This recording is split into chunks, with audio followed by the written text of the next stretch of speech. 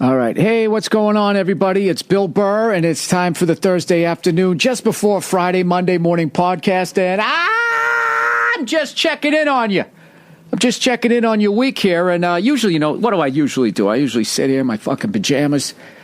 I fucking, give you a little half-hour fucking bullshit to try. What, it's payday, right? You don't need a full show. You're probably half in the bag at a fucking El Torito at this point. If you're listening to it, you shouldn't be driving. But every once in a while, I do have a guest. And today, we have the great Joe Rogan. Hey! Fucking Grand National Champion of Taekwondo, sitcom star, fucking reality show commentator, right across the board, elk hunter, wild boar hunter. Fucking, I don't know what fucking conspiracy theory, fucking whatever you want. This guy is his own fucking entity, and he has a brand new killer special on Netflix entitled Triggered. Please welcome Joe Rogan. Thanks, Bill Burr. What's going on? Long time coming, dude. I know. Long time coming. I love your show. I have and you've been on mine a bunch of times, so it's cool to be on yours. But you're a big interview guy. I'm like a fucking lunatic who just sits in the corner of his house. And every once in a while, my wife walks by. And I love the style that you do because it's very unique. I've done a couple like that where I answer questions and stuff like that, but it's a very unique style of, I think it lends itself really well to stand up and to developing bits too. I just didn't want to deal with having to book. You're fine. You're simple. You're okay. Come down to my studio. Perfect. You know what I mean? But I just didn't want to. I saw what other people were going through. I got an audition. Can we make it 4:00? And I was just like, I don't want to fucking deal with that stuff. But when if everyone could be a guest like yourself, can I start with the elk thing? Yeah. Because I am fascinated with hunting. I think it's badass. I think everybody should know how to do it. And I'm not I am an animal lover, but I'm not going to be that hypocritical one that fucking eats chickens that had their fucking beaks clipped off and they got the roided out Mark McGuire breastplate and they're tipping over in the coops, all that shit that you see. And then I'm going to be like, oh, how could you shoot a fucking pheasant or whatever the hell you're shooting out there? But I retweeted a picture of, you got this, what is it? You said it was a 12-pointer, or how do you say, 6 and 6? It's a 6x6, they call it. A Straight 6x6 elk. It's a 6x6. All right, so that means it's a big elk. I've shot 3 elk. That's the biggest one by far. That one was monstrous. It was huge. So what is the? This is the thing that always fascinates me about hunting shows, is the nervousness and the whispering before you take the shot. They're always like, "Okay, there it is. There it is. Just relax. Okay, exhale and just if you miss, is the fucking thing going to come running at you? That's what it seems like, because it doesn't have. You're trying not to spook it because you have to have it close enough for you to shoot it. Depending upon how you're shooting it. If you're shooting it with a bow and arrow, you got to be real close. You got to be inside of 60 yards most of the time. Bow and arrow's badass. I shot one with a bow and arrow. That one out there, the big one, I shot with a rifle. Dude, a bow and arrow. Yeah. That's to me, that's the shit. I saw Ted Nugent. He shot a fucking bear.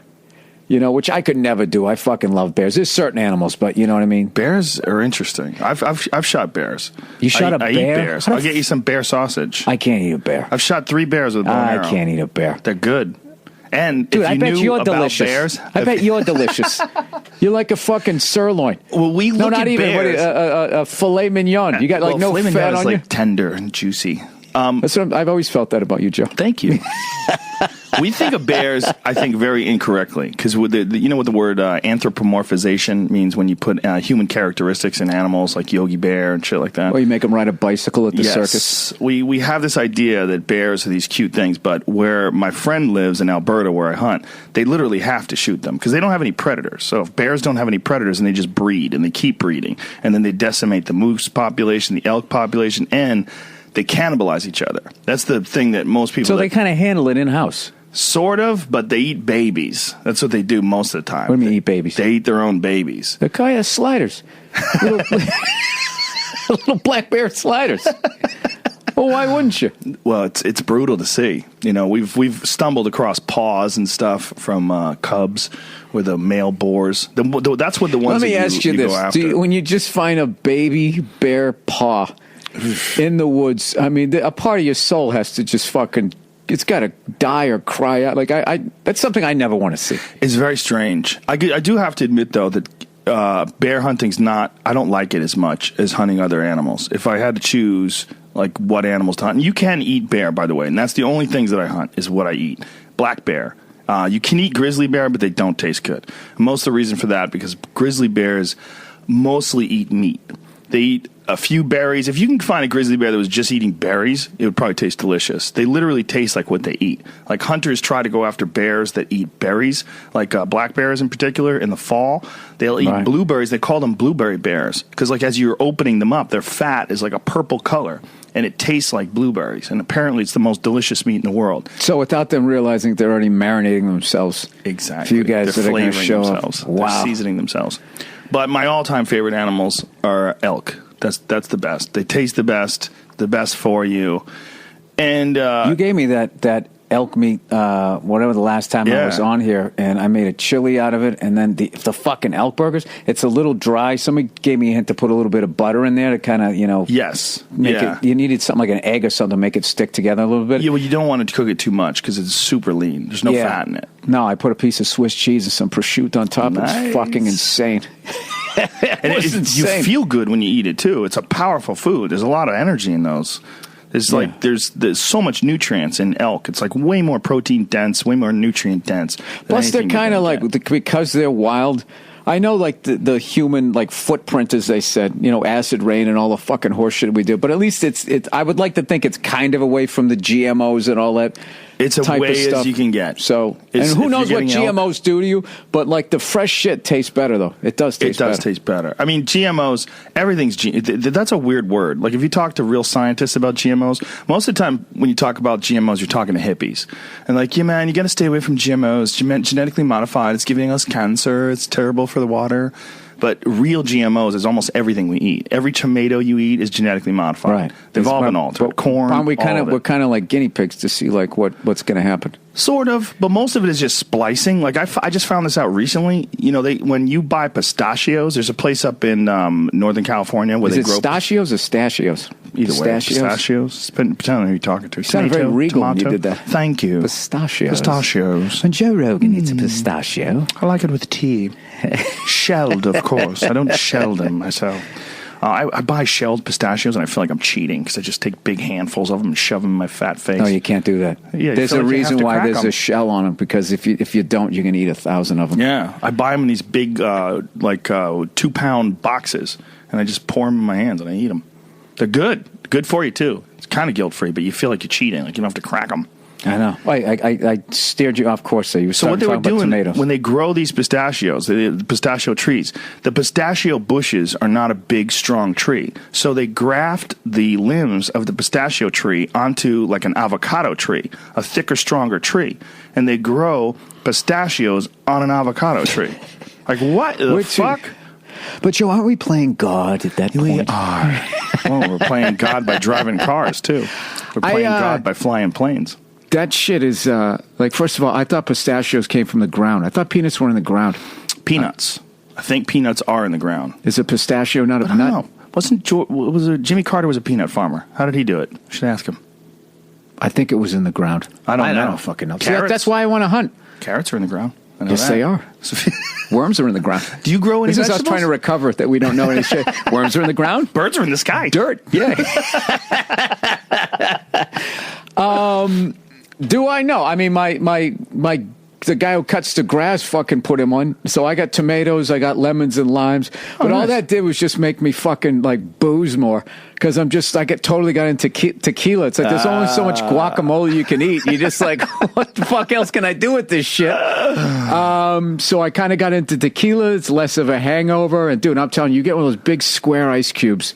A really nice tequila, just like a Patron Silver. You put that in there, and then you go pick a fucking lime off. I'm telling you, it's why I live out here. It's not the showbiz. It's the booze. I got a buddy of mine who just got done running the Bigfoot 200. He ran 204 fucking miles. 205 miles in 78 hours. 3 days of running. 3.5. 3 days. No fucking way. Yes, fucking way. Yep, it's called the Bigfoot 200. It's all documented. That's like running 60 to 70 miles a day. Oh, yeah. Yeah. Maybe less than that. 50, yeah, something like that. Yeah, something like that. I'm Whatever not good it is. with numbers. Yeah, 70s, 21. I'll say 63. I'm going 63 miles a day. I like what you're saying. 3 is 9. I like it. 18. Yeah, He's run hundreds a couple of times. He actually ran 100 in June to prepare for the 200 in August. It's crazy. So his half marathon is 4 marathons, basically. Essentially, he's a fucking animal. I mean, he runs. Does he run with those feet sneakers? No, we can see the toes. No, he's sponsored by Under Armour, so he wears the Under Armour fat tire shoes. It's a nice cushiony shoe. But he'll run 14, 15 miles a day every day. Who came up with that? Bigfoot 200, savages, fucking barbarians. His name's Cameron Haynes. He's a professional bow hunter. And to get in shape for bow hunting, because bow hunting is all about like climbing up mountains and shit, especially when you're hunting elk. I hunt with that guy, and it's fucking exhausting. And I'm in pretty good shape. I'm not in great shape, but I'm in pretty good shape. I could barely keep up with him. I mean, barely. He's barely out of breath, and I'm fucking dying. I'm drenched in sweat, heaving, and trying to follow. Because, like, well, you don't want to bring me along for that one, then, or anybody else. I mean, the way he does it is a very unique. He's like one of the most successful elk hunters in the world, and one of the reasons is his shape, because he can get to places like you see an elk, and the elk goes over the ridge. The key is you got to get to that fucking elk quickly because it's moving over that ridge, right? So if you're looking at an elk and it goes over the top of a hill and goes to the other side, the quicker you can get to that, the closer it's going to be to that hill. You got to get within 60 yards, and you don't know how far it's going to move in the time it takes you to get up there. Well, it takes me maybe 10 minutes to get up there. It'll take him 2 minutes. So by those extra 8 minutes, that fucking elk's way out of range. You go down the hill after it, it's going to see you. You're never going to get a shot at it. So he has way more shot opportunities. Do you have any like the one that got away? Sort of shot, like you had it, you lined it up and whatever, you exhaled at the wrong time and you missed it and then it took off? That's elk hunting. I had 5 of those 2 weeks ago. There's 5 of those, at least, maybe 6. We hunted I shot that one with a rifle because we just couldn't get close enough with a bow. After 5, do you feel your guide going like, dude, are you going to fucking kill one here? Is there more pressure? No, that's just how it is. Elk hunting is hard. When you going to go wild boar hunting again? I'm going with you. You and I are going to go. We're going to schedule something soon. We'll schedule something. Let's schedule something like maybe after Christmas. Yeah, give me an Uzi and then I'll go. No. I'm going to get you. Yes. Ah!